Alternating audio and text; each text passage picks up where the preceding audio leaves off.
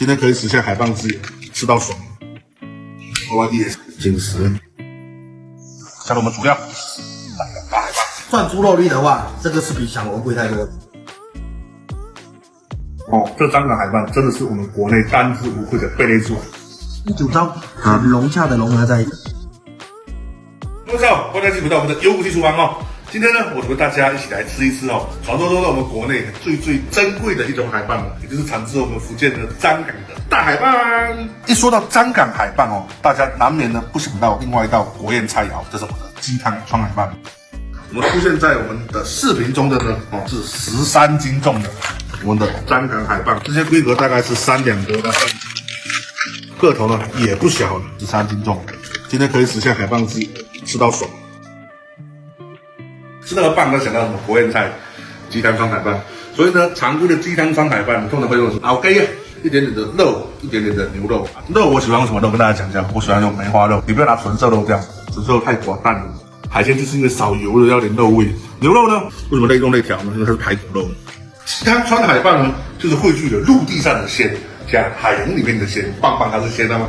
对不对？当然了，除了陆地上加海洋之外呢，我们再试一试纯海洋版本有没有？纯海洋版本就是最基本的出汁的配方了，那种柴鱼片跟昆布，要来试看看啊，纯海洋的风味，说不定也有惊喜哦。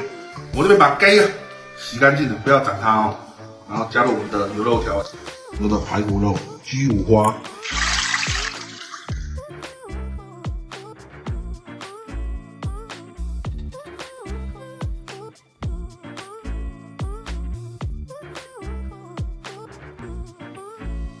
这里搞个小须知，开海带，开火，加水，千万这个水不要烧开哦，冒小泡泡就可以把那些海带拿走，不然会有一个臭脚烧的味道。趁我们在煮昆布的时候，我跟大家来好好聊聊刀子的问题。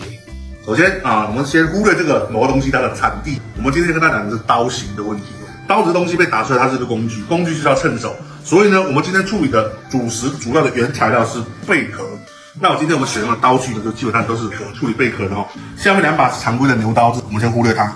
从最上面的这一把开始，这是把大概10公分的叫土佐的粗刃普通的粗刃它一定是一个单面刃，但是这所谓的土佐粗刃，它是一个双面刃，小型的粗刃因为它是10公分下的尺寸，所以在处理小的生鱼或者是在处理小贝壳的时候就非常好，显得游刃有余。它做的很薄，而且是它有个渐薄工艺，慢慢的就打薄下去。另外选了一个呢，这种类似西式的它有点像水果刀，但是它其实牛刀类，那它非常窄非常小这种在处理小型贝类也非常好用。那如果在处理这种小型的鱼类或者贝类的时候呢，柳刃也是同样，你要选用一把比较小一点的柳刃21左右刃长，因为它小，切起来就方便。大概1斤到3斤左右的鱼，这小型的柳刃都很好用。这2把就是在处理小鱼用的，基本上从半斤开始，半斤开始的鱼都可以处理。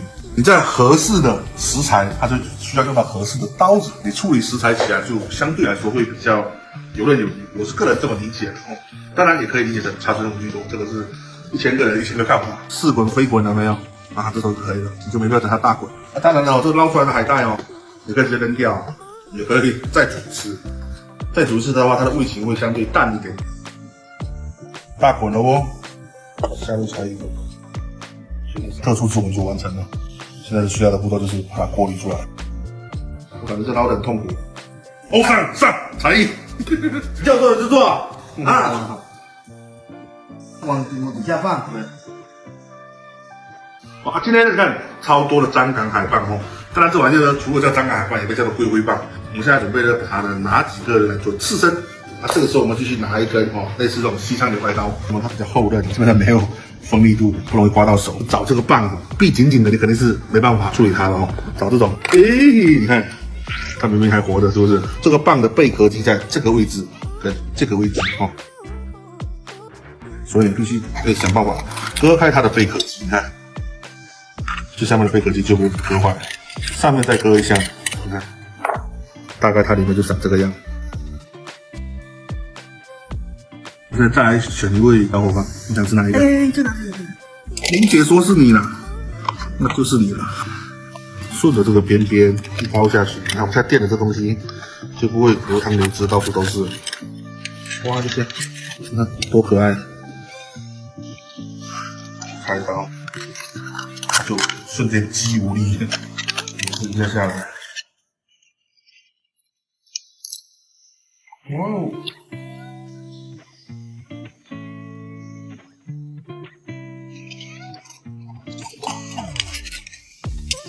这个配猪手不要这样子割，会损害肉哦。反着这样割，你看，这刀不用力，顿顿的这样都 OK 的。这样割不到，你要贴着这配猪割，对。中间是没必要割的，你这个点你这样割到手，第一下是这样插进去嘛，插到这边就好了，挖过来就好了。这进去的时候这边是空的啦，你怎么割不到背柱了，你只能一点点，你才刮得到。对 ，OK， 对，一点点，不要这么深，对，千万不要掰的，就一点点一点点的顺着调就 OK。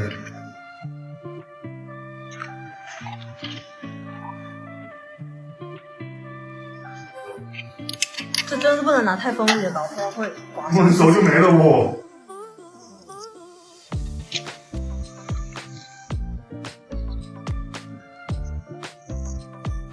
很多人第一次听到张港大海蚌这个名字的时候，特别是闽南的小伙伴会不会理解成张港？哎，是不是漳州那边出的、啊？这个东西实际上是长在福州的长乐寺那边。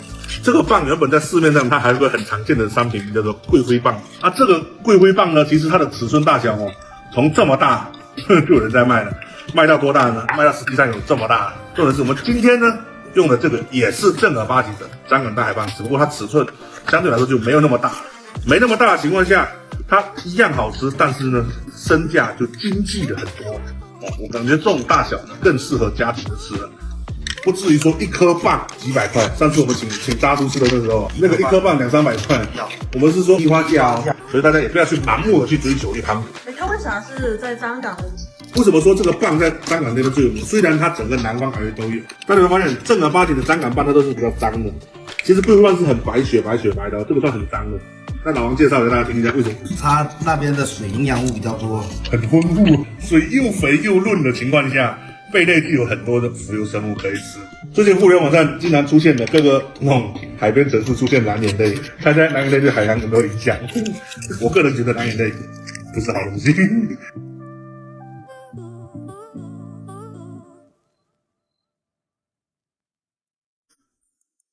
我们现在准备来处理这个刺身。那处理刺身之前，一定要记得准备一点点的冰盐水。待会这东西要清洗的时候要下冰盐水清洗，不要直接洗淡水哦。好，来处理我们的。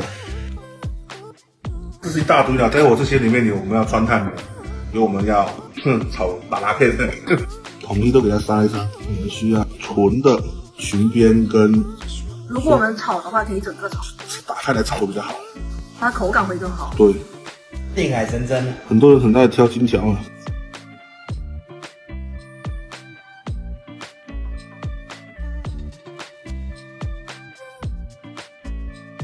我们再把那个所有的香港海蚌分成2个部分，这是贝珠加裙边，这是纯的贝竹哦。贝竹的部分跟3倍肉冰镇一下，洗一下呢，待会我准备来炒，洗的差不多了就立起来。记住我的水不能拿直接自来水洗哦，一定要冰盐水，它有比例的，不然鲜味流失太快了。这些是我们刚刚剔好的贝猪肉、裙边，还有这个纯贝竹哦。它这个开这个贝竹，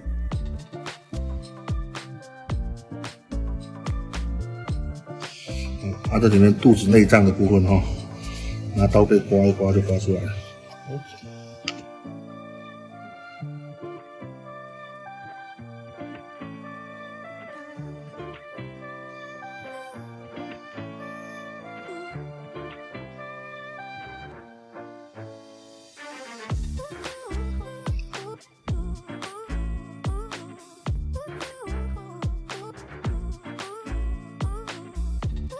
这边往我们的刺身哈，放一会就再拿起来，好啪啪的肉，我们来试一下健身奇迹，待会好不好？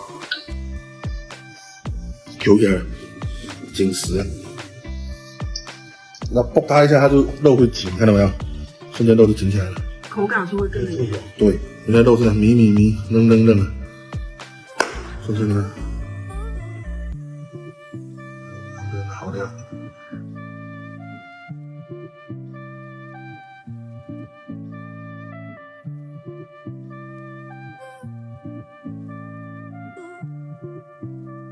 哇，冰盘的观众氛围。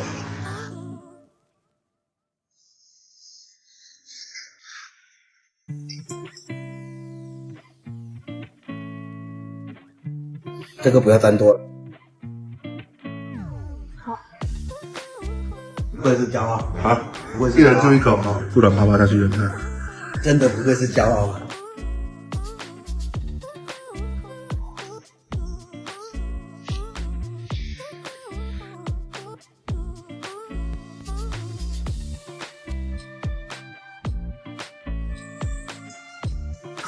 真的太屌了！我想吃一下贝猪啊！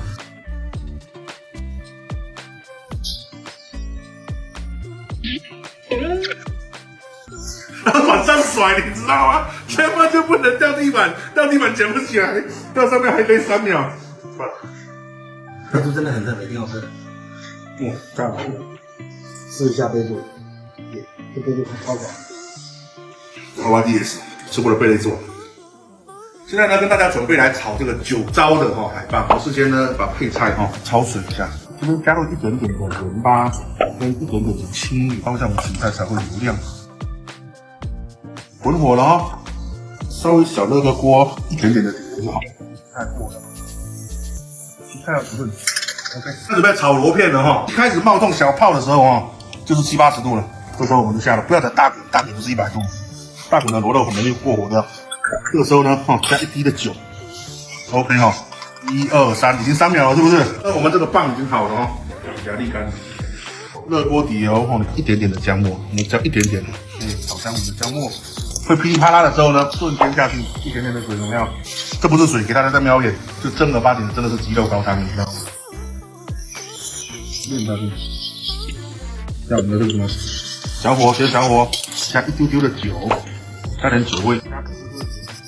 一点点的虾油，虾油可以提鲜，这样苏格，记住有9糟的地方一定要放糖，才会提鲜。加一点点的盐底味，是不是？这时候呢，我再来一点点水，为什么呢？旁边的这些怎样做进去？火可大了，这时候加入我们主料大海蚌，一定要大火，这时候花要好的时候，不得让任何的东西呢扒在上面，一点点这样，一点点OK。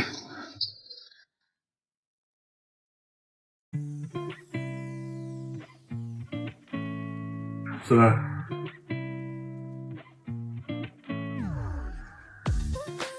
怎么样？你吃得惯吗？这味道？讲真心话。我刚才吃不惯，现在我吃得惯。本来今天讲真心话做到这个时候半天了，应该要给大家分一个观众份额，但是这边我跟大家讲个小故事，为什么今天没有观众份额？红糟菜在福州呢是非常 local 的一道当地的菜肴。福州地区非常喜欢用红糟入菜，鱼各种海鲜的贝类甚至肉类都很接近。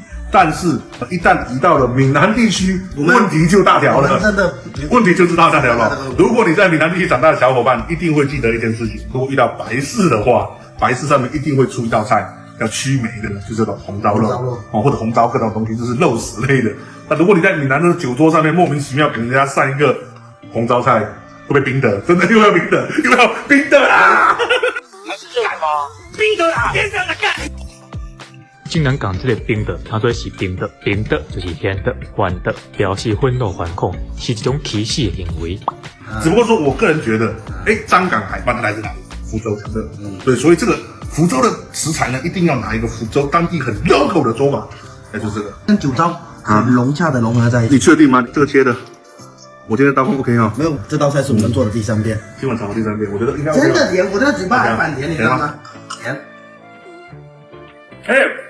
要挺糟，比刚才那个香味，很清爽。加一块下面的那个，真不错。是淡糟，淡淡的酒糟，不是浓重的那种，浓重的你就不爱了。不好意思，闽南地区的小伙伴克服一下，台湾省的小伙伴你要小心点，这个忍一忍的。这个真的好吃，好甜啊！这个贵还是响螺贵。算猪肉率的话，这个是比响螺贵太多。个人认为，这张港海蚌真的是我们国内单之无愧的贝类猪。这个东西它出肉率高一点，比狮子更高一点。好甜呐，真的很好吧？嘴巴满满都是甜味啊。好爽，日热贝类河蚌，它不会老了，绝对不会老了。一开始按照很 local 的福州做法做太甜了，现在我们改良一点，手轻了一点，是，酒香味突出来了，油放少了。对，如果单独吃这个东西，它应该是一个很简单的一个甜味，就少了这个多重的这个味蕾，很霸道，很霸道。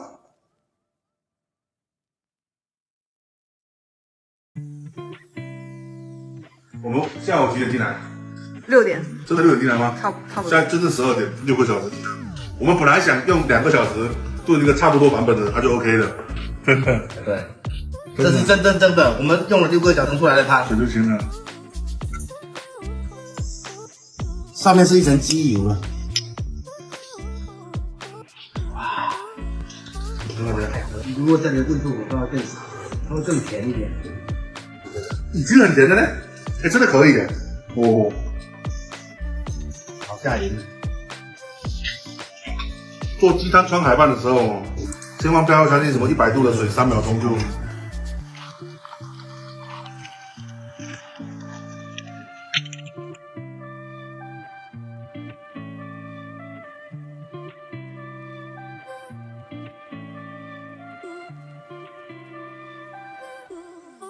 就是烫过热水哦。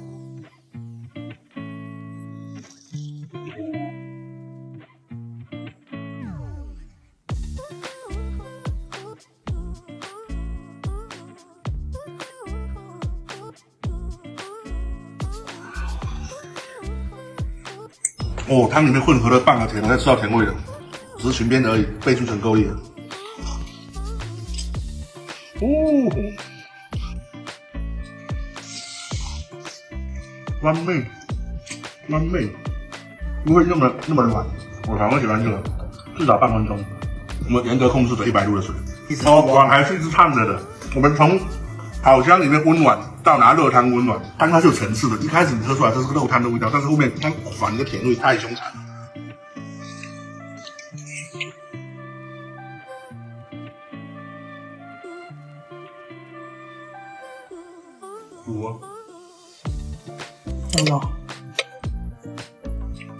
杨子嗯，很甜哦。最终999，这种999，但是2根针不就500块？有的是粉丝嘛，对啊，就粉丝嘛，单纯的粉丝。一时间。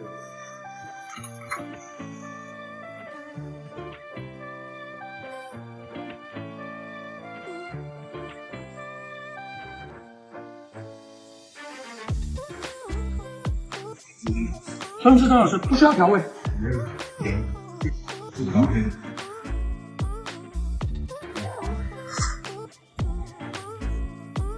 很甜，就是没有办法停，很甜很嫩。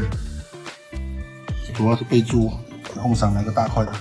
哦啊，全部下去嘛。宝哥打你怎么办？我不爱粉丝。你不爱粉丝，我很爱粉丝啊，大家都要爱我哦。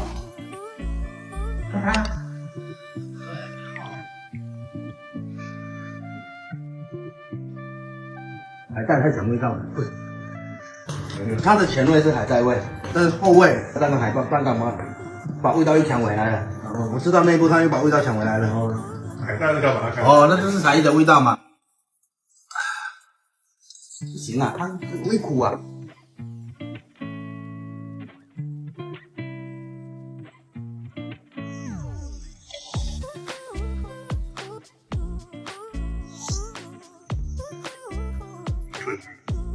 这个还好，不脆啊。我知道了。哇，还是这个烧焦味，算了。我喜欢这个棒烫过头一点，会直挺挺。嫩，很嫩。海带汤要咸一点。